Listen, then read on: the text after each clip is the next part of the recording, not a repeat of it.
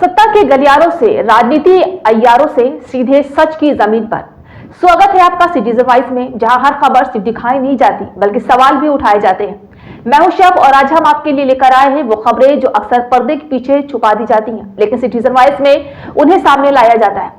यहाँ न शोर बिकता है, न सच दबाया जाता है। हर खबर है आम जनता की आवाज और हर रिपोर्ट है जवाबदेही का आईना। तो आइए देखते हैं क्या है आज की खबर। मणिपुर में एक बार फिर भू राजनीतिक हलचल तेज हो गई। यूनाइटेड स्टेट और ईरान के बीच बढ़ते तनाव ने वैश्विक सुरक्षा चिंताओं को बढ़ा दिया है। हालिया रणनीतिक आकलनों ने दावा किया जा रहा है कि ईरान के सर्वोच्च नेता अली खामेनी की सुरक्षा व्यवस्था भूतपूर्व स्तर पर मजबूत कर दी गई है। ऐसे कयास लगाए जा रहे हैं कि यदि अमेरिकी राष्ट्रपति डोनाल्ड ट्रंप के नेतृत्व में अमेरिका कभी प्रत्यक्ष सैन्य विकल्प पर विचार करे तो शीर्ष नेतृत्व तक सीधा पहुंच बनाना लगभग असंभव है। वही सैन्य विशेषज्ञों के अनुसार ईरान ने बहुस्तरीय सुरक्षा संरचना विकसित की है। इसमें उन्नत वायु रक्षा प्रणाली, लंबी दूरी की मिसाइलें, मोबाइल लॉन्चर, भूमिगत बंकर नेटवर्क और इलेक्ट्रॉनिक वेरफेयर क्षमताएं शामिल है। तेहरान और अन्य संवेदनशील इलाकों के आसपास अत्याधुनिक रडार सिस्टम तैनात बताए जाते हैं जो हवाई खतरों को पहले ही चरण में ट्रैक और इंटरसेप्ट करने में सक्षम है। इसके अलावा ईरान की रणनीति केवल रक्षात्मक नहीं बल्कि प्रतिरोधक भी है, यानी यदि उस पर हमला होता है तो जवाबी कार्रवाई की क्षमता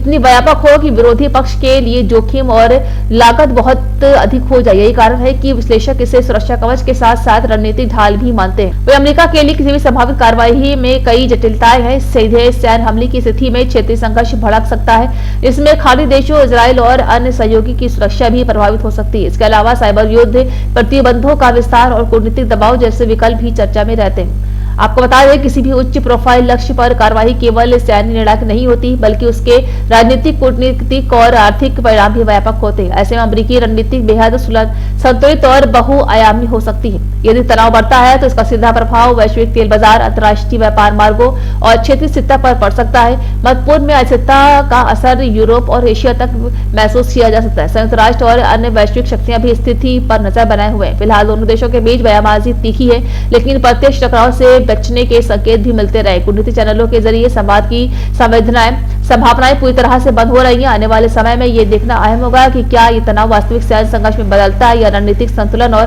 वार्ता के जरिए स्थिति को नियंत्रित कर लिया जाता है।